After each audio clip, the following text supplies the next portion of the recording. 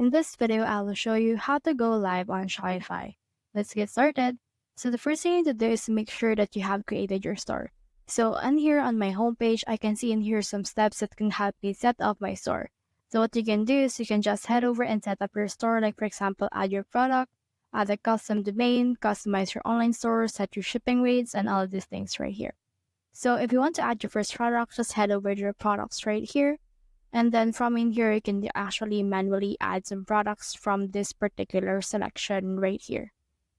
So you can add products right here, import, and then when you head over in here to your online store, you should be able to see in here the theme store that you have on your actual store instead. So here it is right here. So once you have head over to this, just click on this customize option that you have, and then this will open your Shopify editor. Now in here, you can see your Shopify editor. Now you can see in here also the live option, and this means that your store is already live. So by default, your store will be already live, and if you actually make some changes on your store right here, like for example, let's change the banner height. Next thing you need to do is just head over and make sure to save your progress right here. So let's try to click on save. And then once you have saved your progress, it will also be saved on the live page of your store. So let's head back. And then in here, let's head over to this eye icon. And then this will open in here a new tab where it will show us our store.